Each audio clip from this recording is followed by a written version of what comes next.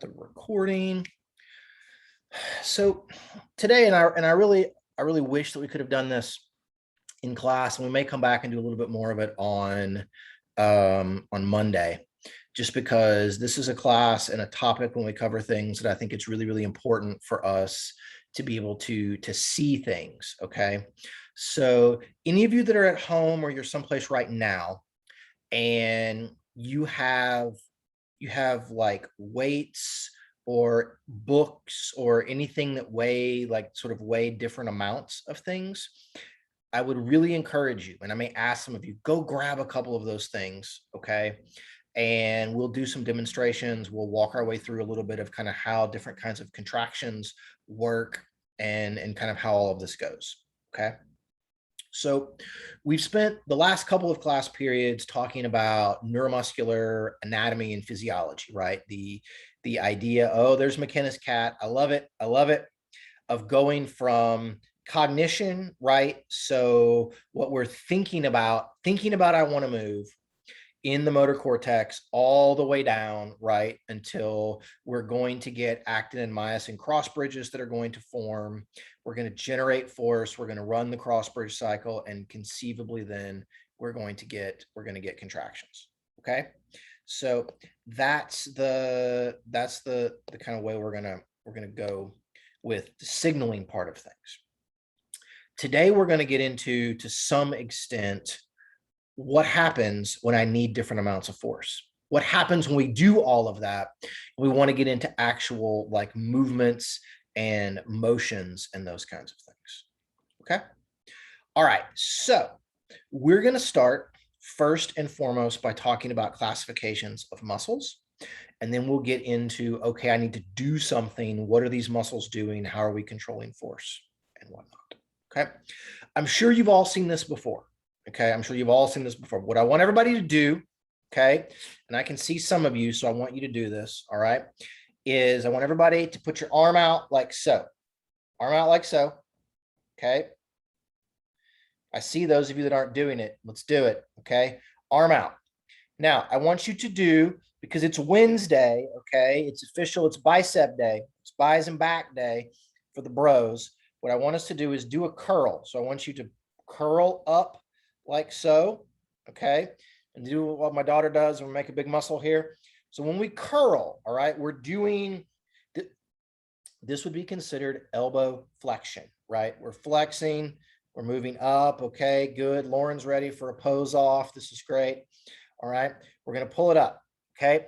As you do this, okay, your bicep, which is denoted here in blue, I don't know why I'm not being able to write, but your bicep is here. That's called an agonist, okay? The muscle or muscle groups that are primarily responsible for the majority of the force that contributes to that particular movement, that's called the agonist muscle, okay? The antagonist muscle is going to be the muscle that essentially runs on the opposite side of the joint, okay? So when I do a bicep curl, right, my bicep, okay, the sort of elbow flexors, right, the biceps brachii, right, and the biceps, those are going to be, right, the brachialis, those are going to be the agonist muscles. My tricep, which is down here, which runs on the opposite side of the joint, my tricep, which is responsible for elbow extension, okay, the tricep is the antagonist. Most of our joints, as I know you guys learned in anatomy, are set up this way. You have opposing muscles on either side of the joint, okay? And so one controls flexion, one controls extension, or one controls abduction, the other controls adduction. So there's this sort of push-pull concept behind these things, okay? One of the reasons that we have antagonist muscles is to help stabilize the joint and to prevent, in some ways, overstretching and to kind of contribute things. And so we'll come back and we'll talk about that. Even when I'm doing a bicep curl, I'm actually getting some tricep contraction while that's happening. It's sort of a strange thing that goes on, okay? Then we have what are called synergist muscles, okay? And so synergist muscles are muscles, think of them as accessory or helper muscles. Synergist muscles are going to assist the agonist muscle help us stabilize in the joint a little bit further, and maybe provide a little bit of help with direction. Okay, so if we look at something like this, I went back the other way. Okay, like the brachioradialis or something down here is going to be something that crosses the elbow joint, but it's going to be more of a synergist muscle when we do a bicep curl. Okay, we have lots of synergists. We have all sorts of things that are going to go on in the midst of all of this. And so whenever I want to generate a particular movement, I need to make sure that my agonist muscles and my synergist muscles are working in concert to generate precisely the right amount of force to allow me to execute whatever move it is that I want to do, while simultaneously my antagonists are generating just enough force to help stabilize my joint and keep myself in a good position so that I don't basically blow up my elbow when I'm trying to do some curls. Okay. Does that make sense, guys? That's kind of how this whole thing is going to be set up. We are primarily now going to talk about how do we, when we go from cognition to actual cross-bridge formation, how are we controlling what we're getting out of the agonist muscles? Okay, how is the nervous system telling an agonist muscle to engage this number of cross bridges and to send this number of action potentials and this number of impulses to let us get precisely the right amount of force so that we can execute our movement? Okay, you guys with me so far? If you're not with me, then everything else we're going to talk about today is really going to be, like whoosh, over your head. Okay. Okay. Now, I know we talked about this in one of our previous classes, but I want to go over it again because it's really, really, really important. Okay. So we're going to talk about the types of muscle actions. And so to do this, when I go to a full screen Zoom thing, do you guys see everybody else's things, or do you guys still just see my PowerPoint slide? We just see you and the PowerPoint. Am I giant now, or am I still just like up in the corner, Lauren? You're the same size. You're just on the side. Okay. So on my end, I've sort of blown up where I can see like everybody that's in the Zoom. So those of you that don't have your cameras on, I see you not having your cameras on. That doesn't mean I'm not going to call you guys out on something. Okay. So here's my question. Okay. There are three kinds of contractions. There are concentric contractions, there's eccentric contractions, and there's isometric contractions. In a concentric contraction, we're going to take our bicep curl. Okay. The agonist muscle is going to shorten. So I curl up, this muscle is shortening. In an eccentric contraction, as I'm lowering something down, then the agonist muscle is going to lengthen. And in an isometric contraction, I'm just holding right like this. It's holding it all sort of right directly in place. Okay. So here's my question for everybody. So I'm going to pick someone. We'll start with somebody that's actually on the Zoom. Taylor, do you have something around you that you could pick up? Could be small, could be big, doesn't matter. I have my backpack right here. Great, perfect. You've got your backpack. Can you show us your backpack so we can see it? Okay, so Taylor has picked her backpack up. Let's imagine that Taylor has done a curl with her backpack. Okay, yes, perfect. Very, very good form. Thank you, Taylor. All right, so Taylor did the demonstration. So we'll pick someone else. Let's see. Kathy, I predict you're lurking in there. Kathy, can you hear me? Are you there? Okay. Kathy, are you at the gym? Where? I can't hear you. Are you working out at the gym? I'm actually at the gym, yeah. Okay. Well, sorry, I'm not gonna lie. I forgot we had class at 10:45 and you sent that email and I was like, oh no. So okay. Yeah. So, Kathy, here's my question. Did you see Taylor just do the curl? Yes. Okay. Taylor did the curl. So how much force did Taylor have to generate in her bicep in order to do a concentric contraction so that she could shorten her bicep and curl up her backpack? Like enough force to shorten the muscle to flex it. Okay, I agree with you. You're correct. Enough force, but how much? How do we know what enough force is? So I probably just more, more flex force, right? Because she has to like push up the backpack and like actually like go like that. Okay. Okay. Is there a weight near you? Can you grab a weight? Is there a dumbbell somewhere near you? Yeah. Okay. So if you were doing a curl, so Taylor, how much do you think your backpack weighs? Not very much. It's pretty light. Like, I mean, do you think it weighs 5 pounds, 10 pounds? What do you think it weighs? Yeah, that's not, I was like enough because I don't know how much her backpack weighs. probably Okay. like 3. 3 pounds. Okay. So Kathy, if Taylor's backpack weighs 3 pounds, how much force in relation to that 3 pounds would she need to generate in order to do a concentric contraction as she curls up her backpack? 3 pounds or more. 3 pounds or more. Okay. Phoebe, what do you think would happen if Taylor generated just exactly 3 pounds when she's trying to do her curl up her backpack? If she did just exactly 3 pounds? Maybe she wouldn't be able to like curl all the way. Okay. Okay. Good. Good. McKenna, what do you think would happen if she generated less than 3 pounds? She wouldn't be able to do the full curl. Could she do any part of the curl if she generated less than 3 pounds? No. Okay, good. So when we do, and this is the single thing that controls all movement, guys. Okay. And I'm using guys sort of colloquial, I mean everyone, the royal guys. So when we need to do a concentric contraction, we have to generate more force than what the object we're attempting to move weighs. Why does her backpack weigh 3 pounds? Madison, why do you think her backpack weighs 3 pounds? This is the best. I can just be like, either Madison, I don't care. Why do we think her backpack weighs 3 pounds? What's causing it to be 3 pounds? Whatever she has in it. Whatever she Like has if she in has it. books and stuff in it.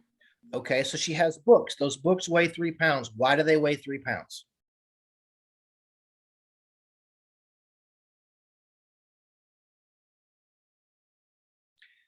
Matthew, can you help him out? Why do the books weigh 3 pounds? Yeah. They're big books. Okay, but why does anything weigh anything?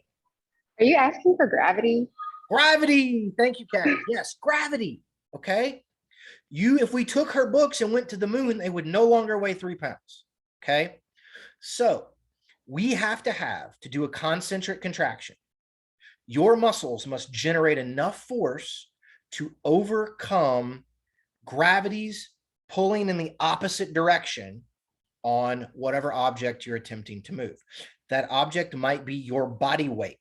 Okay. It might be the weight of your lower arm. It might be Taylor's backpack. It might be whatever Kathy is about to lift here at the gym. Okay. Kathy, can you like pan around? Are there some bros? What are the bros doing today? Right. On all of this. To do a concentric contraction, you have to generate more force than what the object you're trying to move weighs. But just a little bit more. What would happen if Taylor generated way more force than what her backpack weighed? Nikki, what do you think would happen? Go flying. It would go flying. That's right, Lauren. Okay. You guys ever done that? You ever tried to pick up something you thought was going to be super heavy, like a box, and then the box turned out to be empty, right? You generate way more force and you fling it backwards. Okay. So you'll still do a concentric contraction, but you will not have very precise control of that movement. Okay. We're going to come back to that idea in just a few minutes, but that's how everything works. Okay. So if we're going to go back to Phoebe's assertion, if Taylor generated just exactly 3 pounds, is her backpack going to move? You're exactly matching the force of gravity. Okay. that's when you get an isometric contraction. Okay. So if Taylor picked it up, she gets a little bit more than 3 pounds to move it up a little bit, and then she holds it right where it is. We are exactly matching gravity. That's an isometric contraction. Okay. There are other scenarios whereby you will do an isometric contraction. Okay. There are some other scenarios where you're trying to push or pull on some object, and that object weighs way more than all of the force that you can hope to generate. Okay. So like we could ask Riley to go and like push on the wall or something in her house or apartment. Riley, you don't have to do that. Okay. But you could go push on the wall. Most of you probably aren't going to Kool-Aid man right through the wall. Do y'all get that reference? Did y'all, when I was little, we used to watch cartoons and there were advertisements for Kool-Aid, and the Kool-Aid man would like run and like explode and like jump through a wall and be like, hey, drink Kool-Aid? No? Okay. You guys should look that up on YouTube or something. But most of you push on something, your muscles can't shorten because you cannot generate enough force to move something. Think about, I'm going to try to pick up my car or something. You can't do it. You're not going to move the car. Okay. That can also be a scenario whereby we do an isometric contraction. Eccentric contractions. Okay. So we asked McKenna, if you don't generate enough force, it's not going to move. All right. Well, let's say I have, and I've already picked it up. Taylor picked her backpack up and then she lowered it back down. Okay. It went back down the other direction. When she did that, okay, she was generating some force, but just a little bit less force than what gravity was exerting on her backpack, so she could lower it down in a very slow and controlled manner. If she generated practically no force, she'd just drop the thing and it would just fall down. Okay. So in a lot of instances, when we do eccentric contractions, we're generating just a little bit less force than what gravity is exerting, so that it can slowly and kind of in a controlled manner move down in the opposite direction. Okay. When you do a squat, okay, and you do that down phase of the squat, when you're going to squat down, your quads and your glutes and things are doing eccentric contractions, and they're slowly generating just a little bit less force than what gravity is exerting on your body weight, so that you're going to lower yourself down. Okay. And then when you're going to stop at the bottom, they're exactly matching it, isometric, and then they're going to generate more force than your body weight, plus whatever weight maybe you have on the barbell. And that lets you come back up and do things in that way. Okay. When you walk, we'll do one more example and then we'll kind of move on. But when you walk, and this is really, really important, guys. Okay. When you walk, when you run, when you ride a bike, my daughter has become obsessed with riding on the bike with me. She weighs 35 pounds. Her bike seat also weighs like 30 pounds. And she sits right over the back wheel of the bike.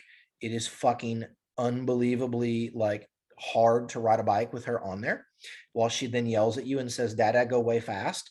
But when we do this, okay, when you walk, every time you propel yourself forwards, you're generating just a little bit more force than what gravity is exerting on your body, and you're propelling yourself. We're going to sum our vectors up, and you're propelling yourself in one direction. Okay. So when you then reach out with your foot and you hit with at heel strike with your lead foot, you are doing an eccentric contraction with that quad and that glute, so that you're braking yourself so you don't fall flat on your face. Okay. Just a little bit less force than what gravity is exerting, so that you can then keep yourself upright. So when you want to run, right, you want to go faster in one direction, you have to generate more force, so that you can more concentric force to propel yourself in a faster manner in that other direction. Okay. We can calculate acceleration, right? We can calculate impulse. We can do those sort of biomechanical things to figure out how fast you're going to go. When you go faster, you have more momentum. And so you have to do a stronger eccentric contraction with your quadriceps to sort of brake yourself and keep yourself from falling flat on your face. Okay. Anybody ever been really sore and tried to go up or down stairs?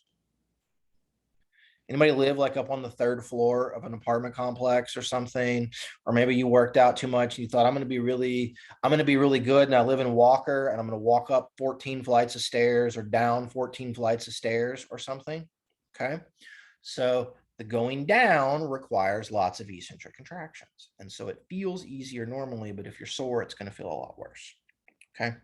Is everybody with me on all of this? If you're with me, flash your camera at me, give me a thumbs up, do something so that if I need to do a further explanation, then I can do that.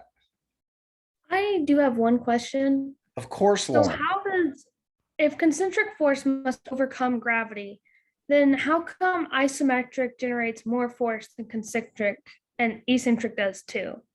Okay. We're going to get there. We're going to get there. Okay. Just hang tight. It's a great question. I have what I think is a good explanation, but it's a little bit of a little more in-depth kind of concept that we're going to get there. Okay. So in a couple of slides, we'll answer that question more. All right. Okay. I'm now going back to this. We've talked about these things. Okay. Now, if we were in class, I would do a super fun experiment. Okay. But since we're not, that's okay. What you guys see here was an experimental setup, and this was from a paper that was published in 1952.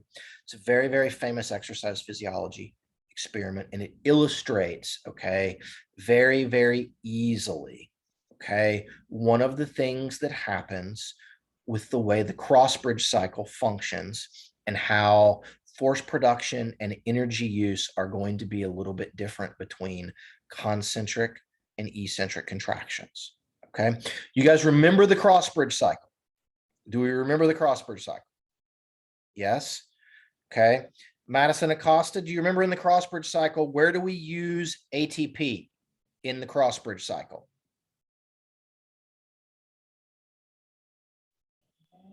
Was it at the, it was like it connects and then it's like afterwards, like in the middle? It Or is is it- sort of in the middle. What's happening? What is the ATP causing to happen to the cross bridge? You remember? No. Okay. Does anyone remember? Can someone help Madison out? I know we just talked about this last week, and so we probably haven't studied yet, and that's okay. It's after the crossbridge happens, right? To like break the ATP down. Perfect. Thank you, Emma. We're going to break the ATP down after the cross bridge. We use ATP to break actin and myosin apart. Okay. To break it apart so that we can then do the crossbridge cycle again. Okay. So what you guys see here, here's the cool setup. You have two bikes. Okay. And they basically have one chain on the bike where they're going to go together. So you're going to go forward on one bike while the wheel on the other bike is going to go backwards. Cycling when you're going forward is a primarily concentric contraction of the quads and the glutes. Okay. So cycling is a primarily concentric kind of activity. Running is this kind of cyclic con-ec kind of thing. So our bike here, these folks, I can make this work. These folks are pedaling to go that direction. And then this person is allowing themselves to be pulled backwards, but they're cycling in the opposite direction. Okay. And so this one is doing concentric. This one is doing eccentric. Okay. So what they've done with this bike basically is, no, go back. What they've done with our bike is we have a certain amount of resistance, okay? So you get the person who's going eccentrically to try to resist against the person going concentrically. And what you will note then is on the concentric side of things, I'm trying to move this thing up to here. There we go, that's better. On the concentric side of things, this is power output on the bike down here. No, why? Sorry, I'm out of practice of using my tablet to do all of this. Here's power output, Okay. Just think as we move to the right, it's becoming more and more difficult to pedal. Okay. We're upping, if you've ever been on an exercise bike, we're just sort of upping the resistance. And what you will note then, here is this y-axis that's right down here in the middle. This is energy use, okay? Measured in oxygen consumption. So it's aerobic energy use. How much oxygen are we using to do our muscle contractions? The higher the value is more energy use, the higher the value, it's going to be more intense, okay? So you would note there's this nice linear relationship, okay, between as I have to work harder, it costs me more energy.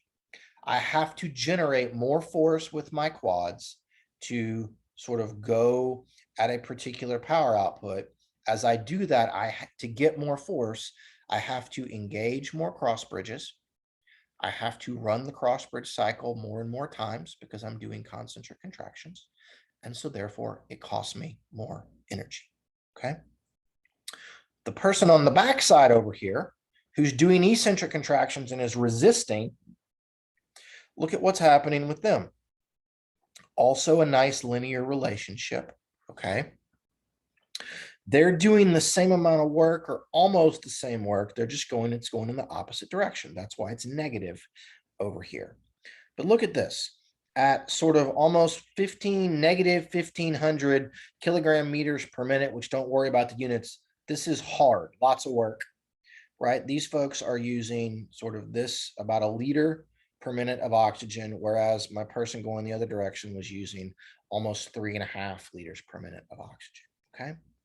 So what this tells us is that we're using way less oxygen. It costs us way less energy to do an eccentric contraction than a concentric contraction. And the reason for this, we can all trace back to how the Crossbridge cycle works and to where ATP is used in the Crossbridge cycle. We use the ATP to break actin and myosin apart. So if I'm doing an activity where it costs me lots of energy, by sort of deductive reasoning, we can assume that I have to break cross bridges, lots and lots and lots of cross bridges, okay? So, no, go back. No, sorry. Closing off the chat, okay? So when I do eccentric contractions and I use way less energy, what must we then assume? If I'm not using as much energy, what is happening less frequently during eccentric contractions compared to concentric?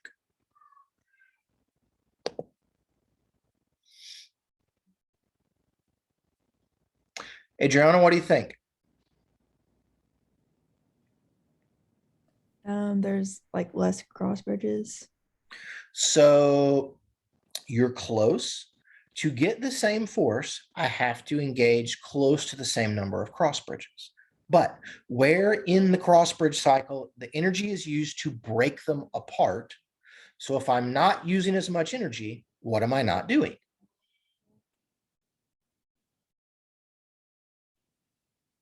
Adriana, what am I not doing? Breaking the cross bridges. Perfect. I'm not breaking the cross bridges. It is that simple, okay? So when I do eccentric contractions, I don't have to break the cross bridges, okay? So I use less energy. This is why it feels easier to run downhill than it is to run uphill, okay? Because you're not having to break the cross bridges nearly as often because downhill is primarily an eccentrically driven type of contraction, okay? You're going with the gravity and you're just kind of breaking yourself, okay? The other piece of this we'll get into in just a minute. So here's how we use less energy. We're also able, and the other fun part of this experiment that we don't show here, but I'll mention it, is what they would do, and we would sometimes do this in class, is you put a great big strong person, okay? Generally to do this, we get a great big strong guy to try to go on the bike and ride concentrically. Then we find a sort of smaller, petite woman to ride the bike eccentrically. And we tell her, resist against the guy. And what also tends to happen, because you can get more force eccentrically, is there's a lot of instances where The person riding backwards they can be a lot smaller, not nearly as strong, but they can very easily sort of resist against the person going forward. And so you cannot let them turn the bike and go forward. Okay. So one of the things that we can do in class is we'll find somebody that we can all agree on is pretty strong. We'll have them do a concentric bicep curl and figure out how much they can pick up. And then we'll find someone in class that we can maybe all agree on is probably less strong. And then we can have them lower that same weight down, even though they have no hope of being able to pick it up, because we can get more force. And we'll talk about why in a few slides. Okay. Okay. So muscles exist. So we've talked about the kind of contractions. We've talked about con and ec and those things. Muscles exist in many sizes and shapes based upon their actual function. Okay, so things that we want to go fast, that need to contract very fast, tend to be long and skinny, like your hamstrings. Muscles whose only job is to generate a lot of force, like your quads and your glutes and your lats and things, are going to tend to be much shorter and thicker. Okay, we're not going to get into much of the hows and the whys of all of this, other than to say, I want you to know and understand these two individual concepts. Okay, so biomechanically, when we increase the length of something, so when we increase the length of a muscle, we can increase its ability to contract fast. Okay, it's due to the biomechanics of sarcomeres being laid out end to end and those kinds of things. And that's all that we're really going to say about it. If you want to know more, take biomechanics with Dr. Campbell. I think Dr. Mike talks about it more in exercise phys, but it's a definite thing that happens. Okay. The more important part for our purposes in class is that if I want to get more force, I need more cross-sectional area. Okay. I need a bigger, fatter muscle. All right. So if you think about a cross section, think about take my bicep and cut it open this direction, okay? Cut it like this. And so if I've got somebody's bicep that looks like this and somebody else's bicep that looks like that, if you look down the ends into them, right, this bigger one is more than likely going to be stronger than this smaller one because it has bigger fibers, and the bigger the cross section, the more actin and myosin. So bigger means more actin and myosin, and more actin and myosin means more cross bridges. That's what CB is going to stand for, more cross bridges, and therefore if I have more cross bridges, I can get more force. Okay, so that's why if we were to kind of have everybody turn your cameras on, and we're going to say, hey, who do we think in class is most likely the strongest person in class? Okay, to make a very gross generalization, most people would kind of look around and probably pick the people that visually seem to have the largest muscles. They visually seem to have the largest cross section, and that's a pretty reasonable way to guess at who is the strongest. Okay, so if we wanted to be real fun, we could say, Kathy, like go pan around at the gym and let's see who is there and find us a bigger person and find us a smaller person. This is super creepy of us, but we could do that. And then based upon doing all of that, we could be like, hey, who do we think is going to be the strongest person? Okay. So that's how we would arrive at those two things. Okay. So in a very, very general sense, okay, a person with a bigger muscle is going to be stronger. So what you guys see here in this picture, okay, this is an MRI image taken at about mid-thigh, okay, at about mid-thigh.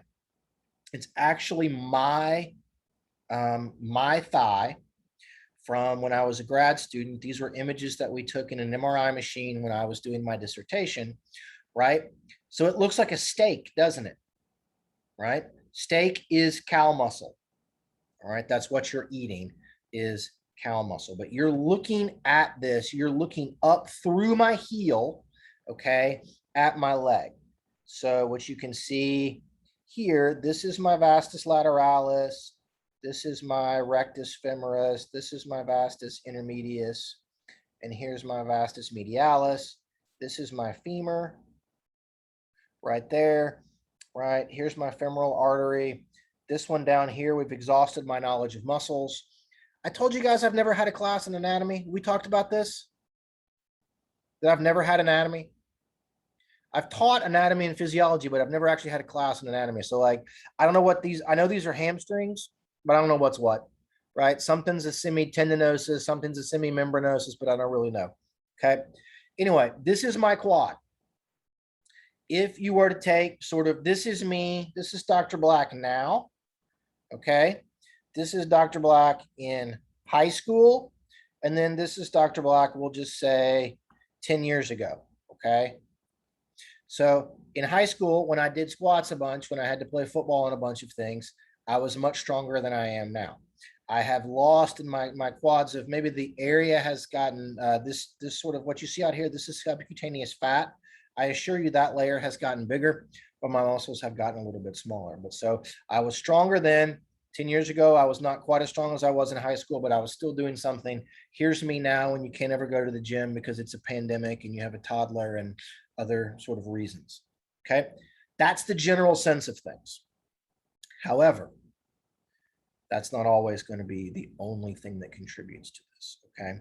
So if I ever ask you guys, what's the first thing we think about when we want to do who's going to be stronger? The first thing is muscle size. Okay. And then it gets complicated after that, because I guarantee you that we have people in class, and we'll see this. Okay.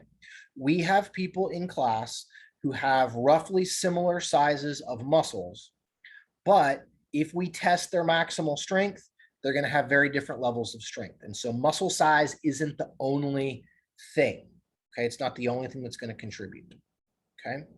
So if this is going to be the thing, so if our first thing that controls force is muscle size, okay, particularly cross-sectional area, okay, the second thing that determines this is something called motor unit recruitment and motor unit activation. Okay.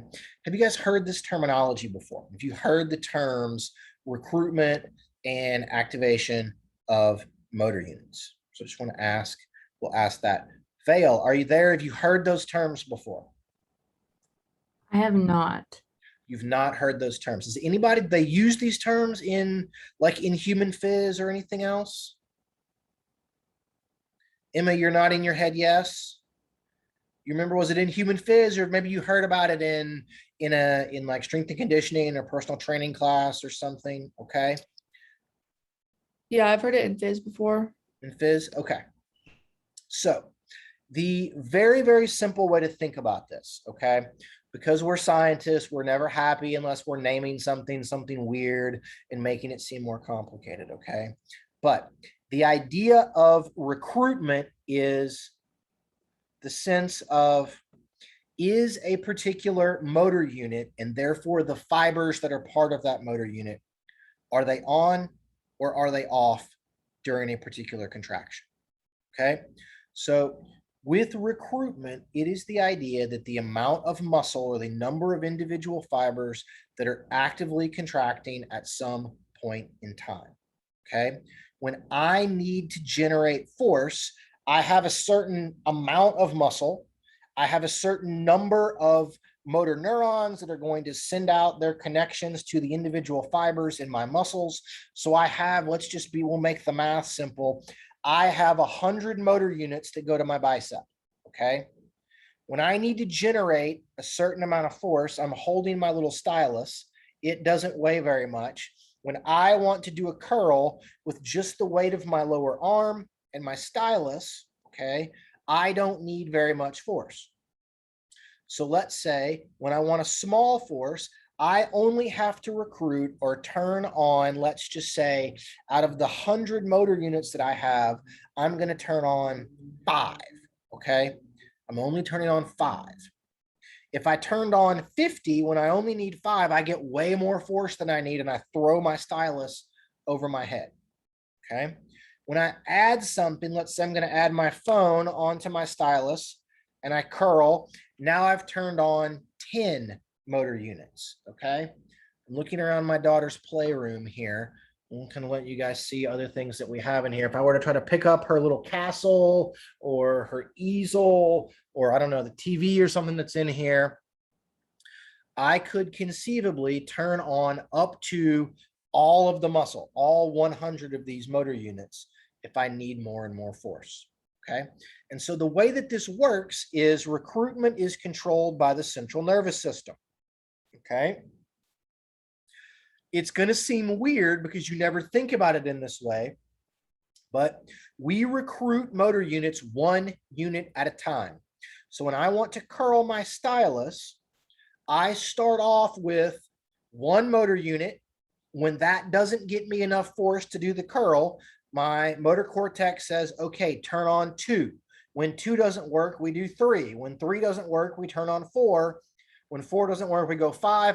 Now we got the movement. Good. We were good with 5. Okay.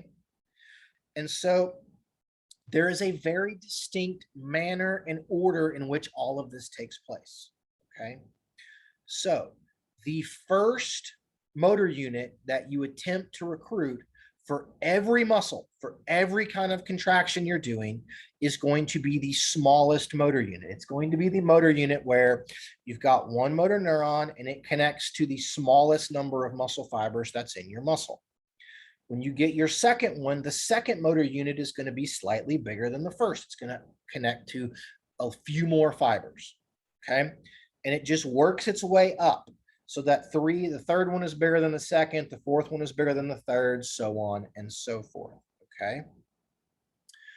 Remember that the size of the motor unit is very much going to be related to the fiber type of the fibers.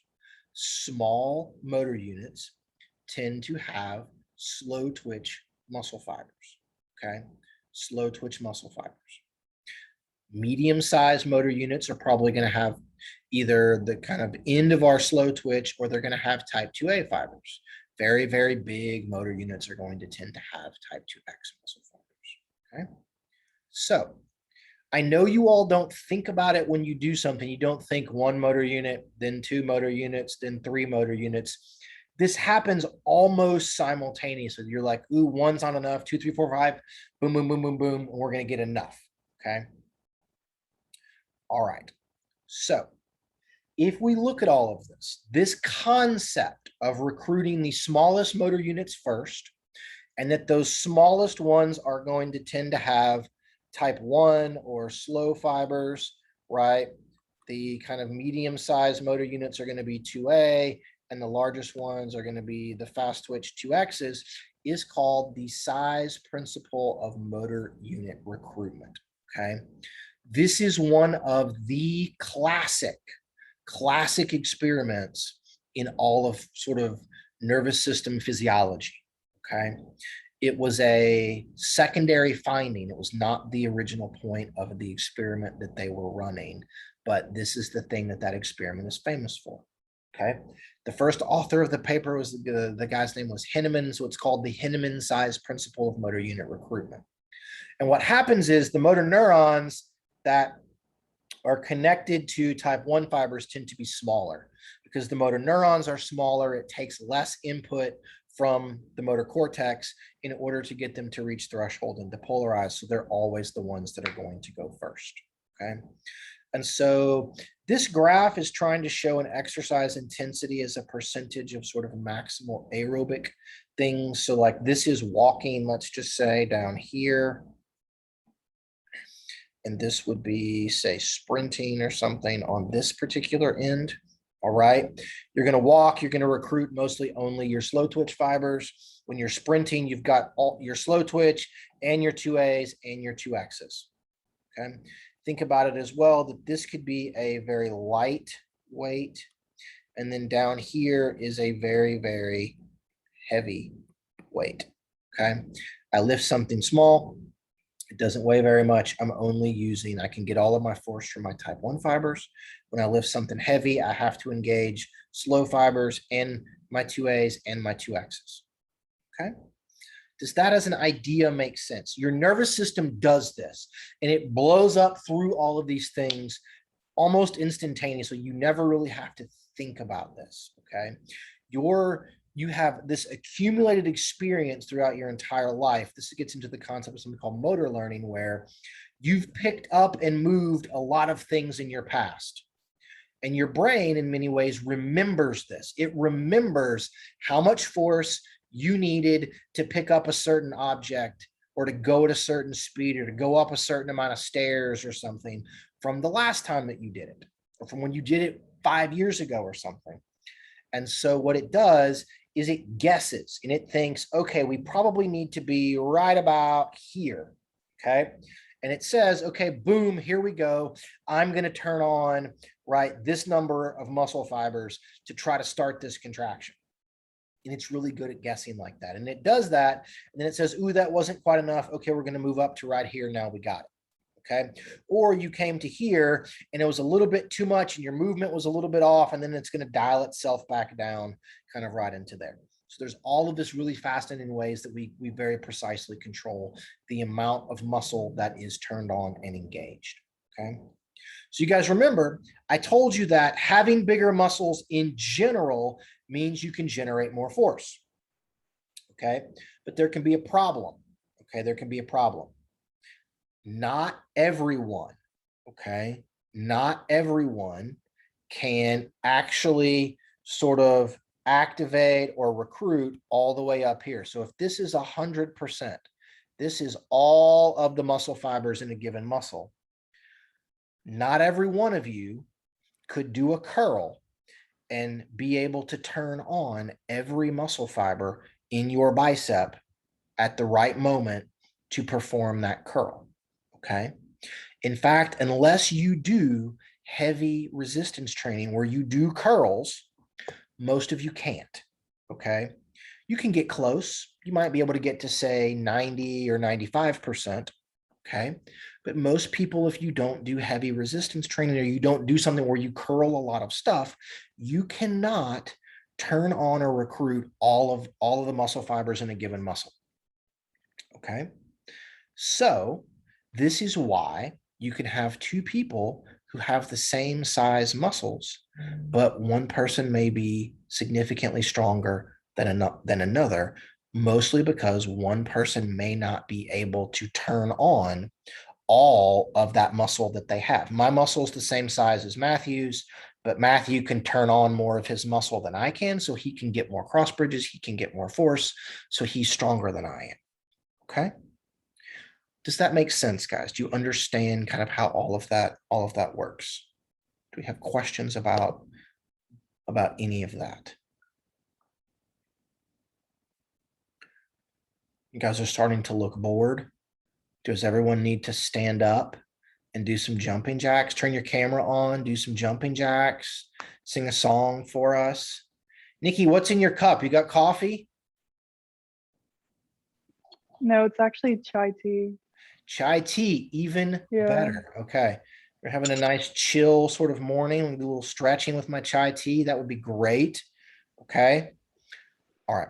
Do you guys understand? Like, flash your camera. If your camera's off, give me something that tells me that you're following the stuff. This is really, really important kinds of things on how we end up kind of controlling everything that's going on. Okay. Yep. I'm getting something. Dan, I don't understand what that little face means. Now you're giving me the smiley face with the crying. Thumbs up. Okay. I don't understand lots of emojis. I don't do this. I'm old, guys. Okay. So the kind of O face emoji, I don't really understand if that means you got it or you didn't. But okay. So there we are. Okay. Here is my terrible attempts at an animation to try to demonstrate the idea of the size principle of motor unit recruitment. Okay. So this thing that you see here, this is a muscle. Okay. So please pardon all of my terrible abilities at drawing things. So you have a muscle. Okay. I need a little bit of force to pick up something. So I'm going to turn on one motor unit. Okay. There's 6 muscle fibers in that motor unit. I've got those 6 fibers turned on. That's not enough force to get what I need to move what I need. So I turn on a second motor unit. You will note it had more fibers. It's a little bit bigger. We're still getting type 1 fibers, okay? Then I need more force. There's a third motor unit, okay? Eventually, I work my way through all of my type 1s, and then I begin to turn on my type 2s. Now, I appreciate that because I'm a dumbass, I didn't actually put more little circles in this one, okay? But there would be more fibers in this one. So I get my 2As, still not enough force, more 2As. Eventually, then I get to the place where I turn on my 2X fibers, those last couple of motor units, okay? And at some point, I recruit all of them. All of those fibers are active at the same time. That should give me very, very close to my maximal force production, okay? That gets me very close to maximal force production. The cool thing is that this right here, the ability to change and improve and get closer to turning on all of the muscle fibers in your muscle is one of the earliest hallmarks of doing resistance training, okay? I can take just about every one of you, we can do some resistance training, you will get significantly stronger very, very quickly. And it's because before your muscles get bigger, we're going to change the ability of your motor units to be recruited, and you can recruit more. And so you can make better use of whatever muscle it is that you tend to have. And so that's going to give you an increase in strength. We'll talk about those adaptations and things on Monday of next week. Okay. All right. So we talked about slow, they're going to come first. There's a couple of advantages to this. Okay. There's a couple of advantages. And I think these things are really, really important. Okay. So when we do slow motor neurons first, no matter what the movement is, okay, those smallest motor units, every time I do a bicep curl, I'm doing curl, curl, curl, curl. I'm only moving the weight of my stylus and my arm. I am turning on these same motor units, those smallest ones, over and over and over and over again, while there's a bunch that aren't even getting used. Because those ones that are getting turned on at the start are always the same, it's very useful that they are slow, they have a slow fiber type, because that makes them much more fatigue resistant. Okay, so you can do lots of repetitions with a very light weight. You can do lots of those things, not a lot of force, over and over and over again, because those fibers are very fatigue resistant. Okay, that's very good and very useful, because if they weren't, right, if you recruited the 2X ones first, then they'd have like 2 good contractions in them, and then they're tired, and now your maximal force has become less than what it was, because the ones you would normally recruit first have all dropped off because they're tired. Okay. The other thing, because they're small, because the units are very, very small, we can go up in the amount of force that we're going to get in these very fine gradations. Okay. This is one of the things that lets us perform fine motor movements like drawing. So like I can draw, I'm not very good at drawing, but I could attempt to draw something, okay, and not grind my stylus into my tablet or anything, because I can recruit these very, very small motor units, and I can have very, very precise control over this very small amount of force that I have. Okay. If you recruited a great big motor unit first, then you can't generate a tiny, tiny amount of force. And if you get the very big ones first, you've got one on and you get amount of force, and then you bring in another one and it's also very, very big. You get this big jump in force. The force doesn't go up in a small amount, it goes up in a much larger step. And so your movements become very herky-jerky in a particular way. So this order of recruitment, and it's going from these small, slow motor units to these larger, faster ones, lets us be, one, resistant to fatigue, so we can do small, low force, repetitive movements over and over again. So we can walk and things like that and do very good, or we can write or type all day and our fingers generally don't get that tired. And we can have very fine control of movement. So this is a sort of a potentially has provided us some level of evolutionary advantage to all of these kinds of things. Okay. Questions about that? Nope. Okay. Now I'm going to make things more complicated, so please try to hang with me in the midst of this. Okay. We just talked about recruitment. Now we're going to talk about something called activation. Okay. Now, this is what we would say, this is more advanced exercise physiology or more advanced neurophysiology. Okay. Recruitment means is a motor unit on or off. Okay. Very simple, on, off. Activation generally denotes, okay, activation means the motor unit is on, okay, but once it's turned on, we do have some ability to make that motor unit that's on get us the smallest possible amount of force from that motor unit or a little bit larger amount of force from that motor unit, okay? And so activation is really going to refer to something called, and I should have written this on here, it's also called the firing frequency of that motor unit. To make everything simple, firing frequency very simply is the number of action potentials that the nervous system is sending to that motor neuron, and therefore that motor neuron is sending down to the neuromuscular junction every second, okay? So we measure frequency in what we call Hertz, for any of you that have had physics 2 and survived and you didn't set your book on fire or anything else at the end of it, okay? So firing frequency is measured in Hertz. And so this is really just the number of action potentials per second.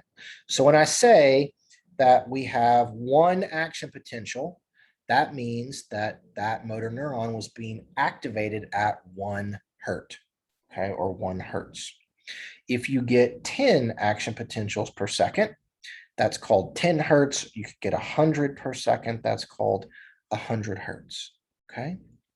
And so what you guys see in the graph here is what happens when I take a motor neuron and I stimulate it artificially from, say, about 10 Hertz up to about 100 Hertz, okay? And so what you guys will note is here's our maximal force, and we're going to draw it kind of like this, but that as we increase the stimulus frequency, as the number of action potentials per second goes up, we're going to get this kind of positively accelerating or kind of a reverse hyperbolic increase in the amount of force that we're getting, okay? So more action potentials per second equals more force out of that motor unit. So it's on, and then within it being on, we can gradate force even further by altering the firing rates. Now, at some point out here, and in this particular motor neuron, it was right about here, right at about 50 Hertz, okay? At about 50 Hertz in this motor neuron, we could increase the firing rate. We could send more action potentials, but we don't get any more force. Okay, we don't get any more force. And so the reason that that's going to be the case has to do with the speed of an enzyme that is on the sarcoplasmic reticulum called the calcium ATPase. And so what happens is I'm going to get an action potential. I release some calcium. The calcium binds to troponin. We move tropomyosin. We get cross bridges. We get force. That calcium is immediately upon being released, being sucked back into the sarcoplasmic reticulum by the calcium ATPase enzyme. As it does that, okay, it's going to be that enzyme functions at different speeds in different fiber types. It's going to function slower in a slow twitch fiber and faster in a fast twitch fiber. But at some point, as I send more and more action potentials, so action potential, calcium gets released, it's getting re-sucked back up into the sarcoplasmic reticulum. Here comes a second action potential, okay? If that second action potential arrives before all of the calcium has been taken back up, it arrives, it says release more calcium. So now I have calcium left from the first action potential plus new calcium being released from a second one. So I have more total calcium in the sort of interstitial or intercellular space in the fiber. I get more force, okay? So eventually, when it plateaus off up here, what has happened is I'm releasing so much calcium and I'm doing it so quickly, and there's action potentials coming so quickly that I sort of swamp the ability of the calcium ATPase to reuptake calcium, and I can't get any more calcium out And so I get a leveling off of force production. Okay. And so we could spend like 2 days talking just about all of the things that this thing does, but I'm just going to leave it there. Okay. I show you guys this, and this is probably in some ways graduate exercise physiology or graduate neuroscience, but this is maybe my single favorite graph that I've ever seen in my entire life. And I just want to show it to you guys.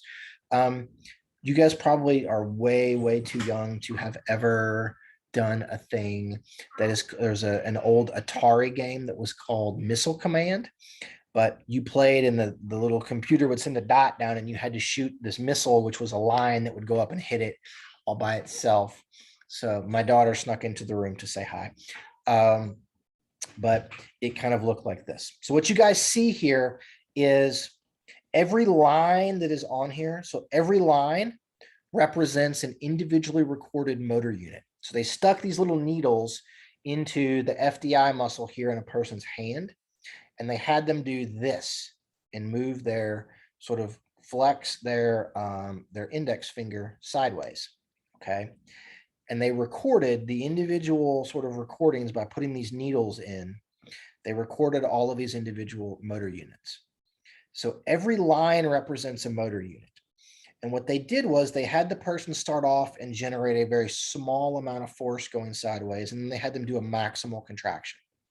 And I feel like that this graph is the thing that best visually represents, okay, what is happening when you need to get increasing amounts of force in a muscle. I need a little bit of force. So I start off then and I get one motor unit that gets turned on. 1 unit's on and it's firing at 8 Hertz. Okay, 8 Hertz. If I need a little bit more force than that, the first thing that I do is not recruit a second motor unit. So here's the first one. Here's the second one. It's not recruit a second unit. It is turn up the firing rate to, I don't know, about 14 Hertz or something in that motor neuron. Okay. If that's still not enough, I may go up a little bit more. Here I'm at about 16 Hertz. Then I kick in my second motor unit. Okay. But while my second motor unit fires, the first one is still contracting. It's still going. And it's going to continue to increase its firing rate if it needs to, as we need more and more force as we move this direction here. The second one, while the first one goes up, the second one is also going to start increasing its firing rate, and so on and so forth, until at some point there's going to be some maximal firing rate for every motor unit. And at some point out here, there is some maximal number of motor units that I can turn on at any given time.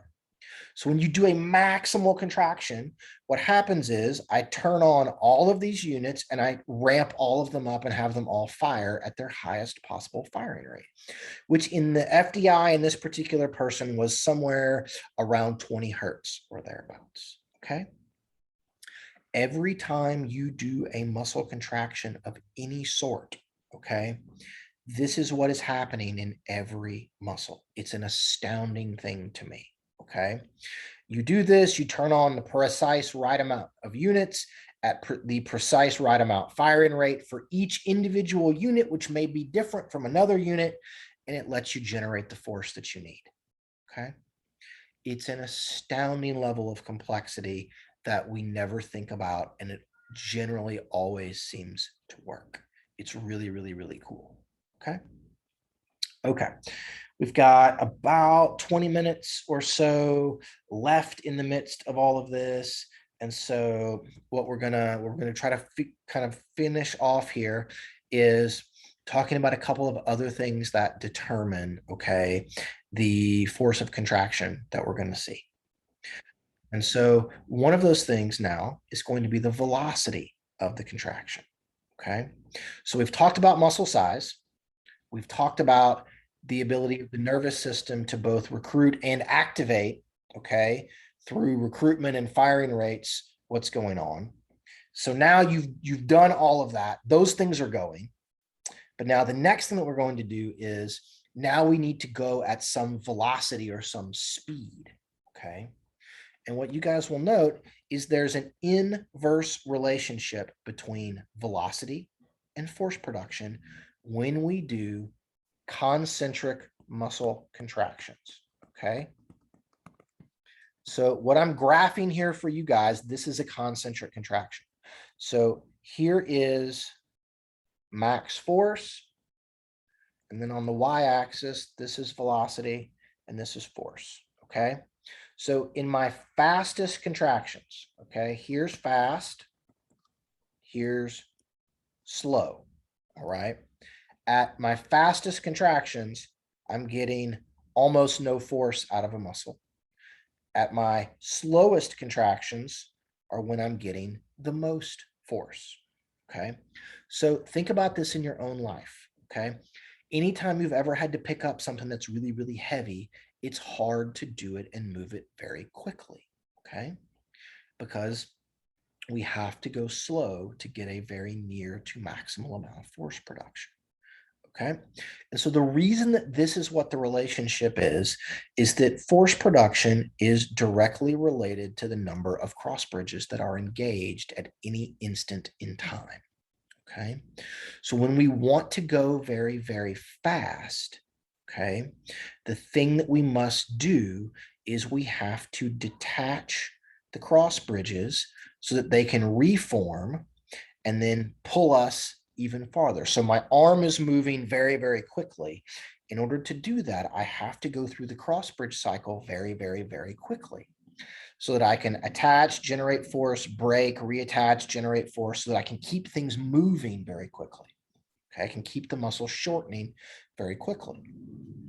The consequence of all of that is that at any instant in time, to go very fast, there's going to be a lot more cross bridges that are not going to be engaged. They will have broken so that they can reattach and keep us moving, okay? And that's why when you want to go very fast, we don't get that much force, okay? We can't get as much force when we're going very, very fast because there's fewer cross bridges that are going to be engaged, okay? Do you guys follow me with all of that? That's a really, really kind of important physiological concept.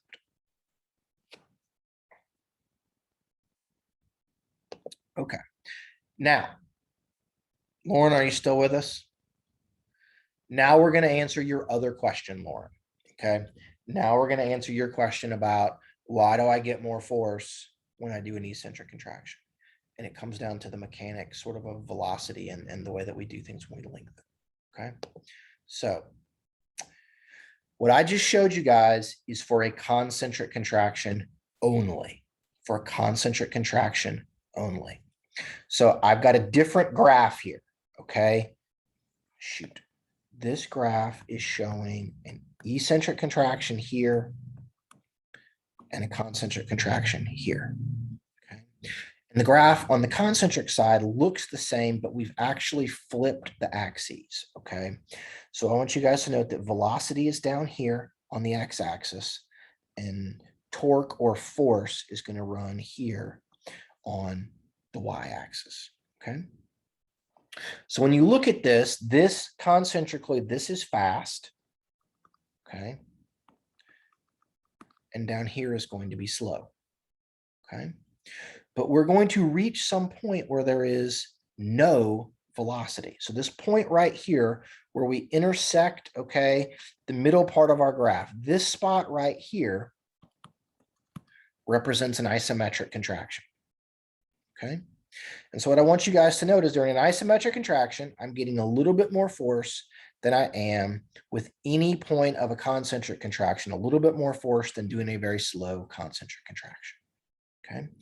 The reason that this is to do an isometric contraction, all I have to do is engage the cross bridges.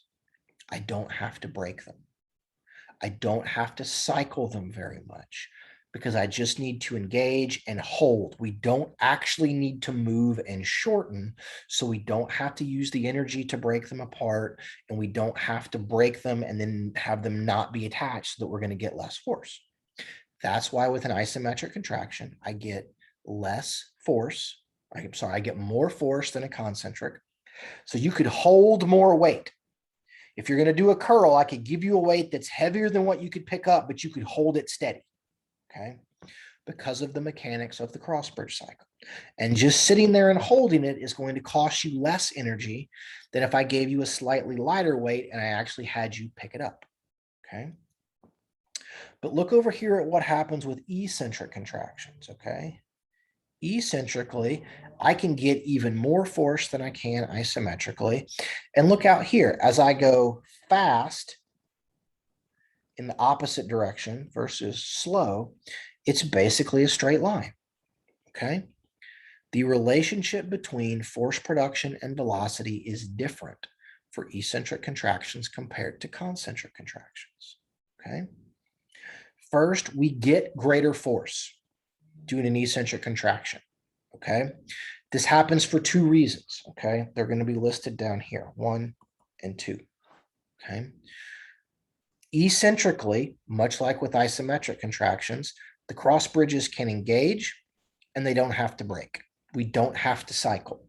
They just grab on and they hold on for dear life. We get force, and then they're going to get pulled in the opposite direction because gravity is going to pull us in the opposite direction. Okay. So I can get more force. That lets us see, well, that gets us the amount of force we can get with an isometric contraction, Dr. Black. How are we going to get more?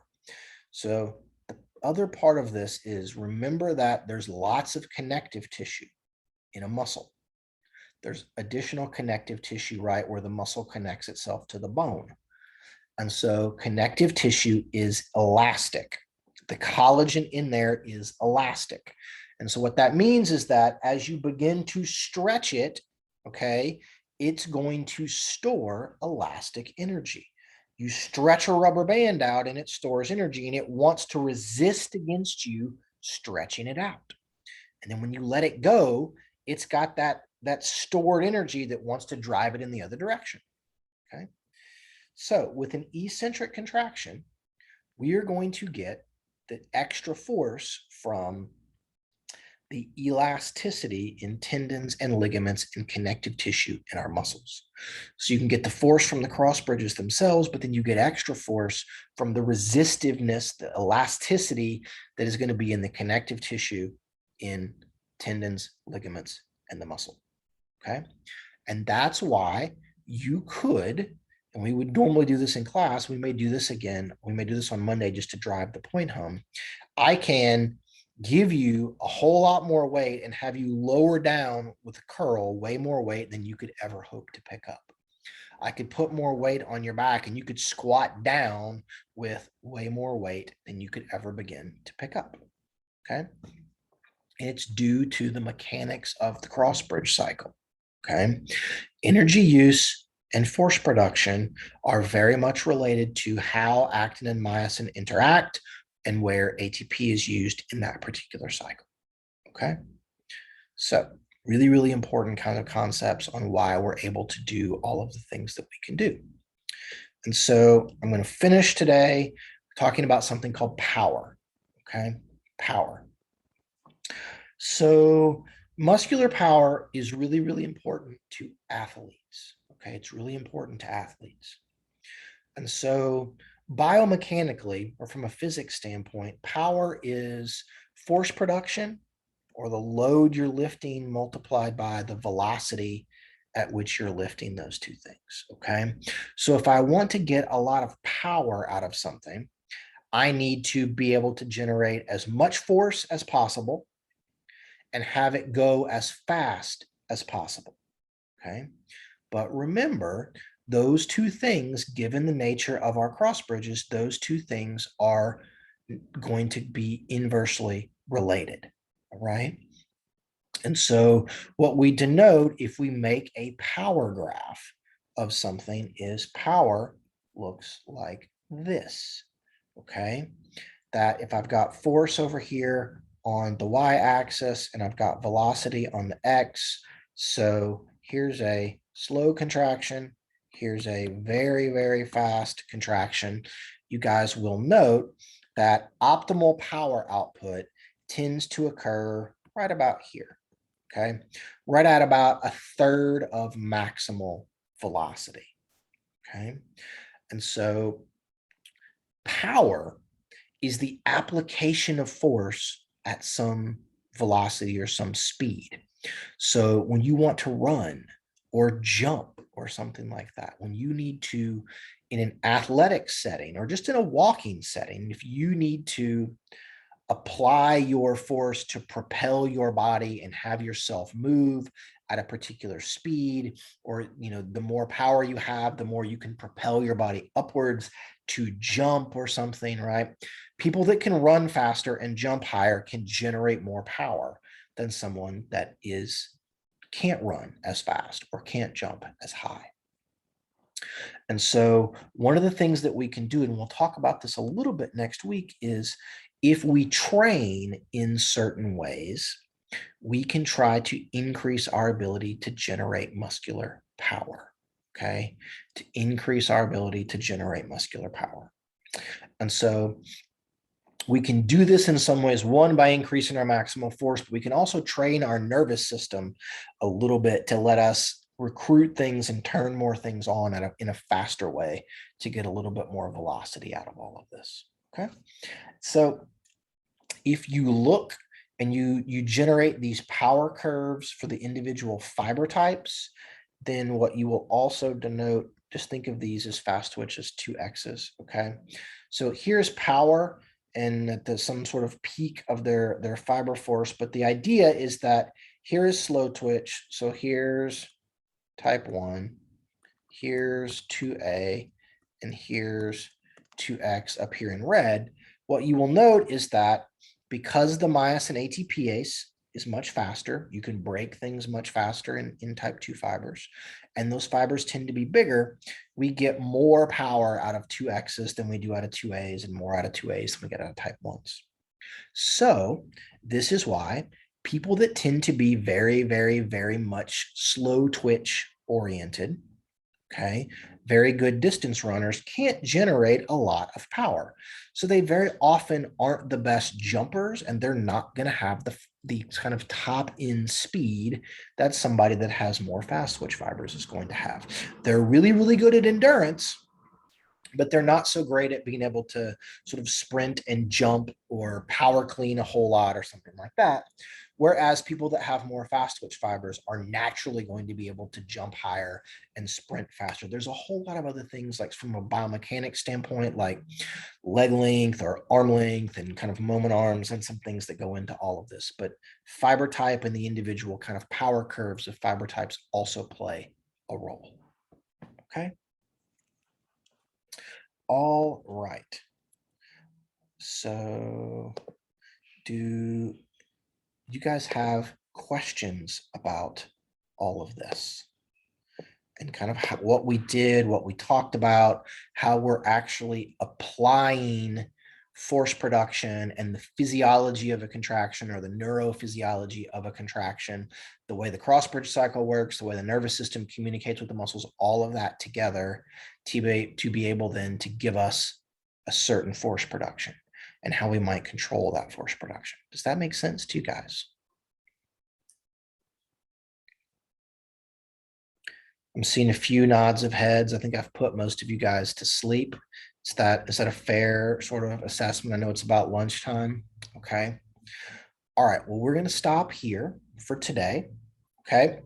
On Monday, right? Today is Wednesday. Yes. Again, time is a flat circle. All the days are the same. My daughter has been sick for 7 days. She's fine today, but we couldn't send her to daycare because she has to be 24 hours without a fever before she can go back to daycare. So fun times. So on Monday, we're going to talk about what happens. How do we test sort of maximal force production and function, and what happens when you start training? Like, what are the adaptations that are going to take place in your skeletal muscle and in your nervous system to allow yourself to generate more force? Okay, so we've done some kind of basic exercise phys and some neurophys. Now we're going to put it even into practice with training and those things. Okay, and we'll try to draw ourselves back onto how do we shift what happens with recruitment and activation? How do we shift what happens with muscle size? How do we shift what happens in the Crossbridge cycle when we train and we do things to draw it all back to that kind of basic underlying physiology? Okay. All right. So, um,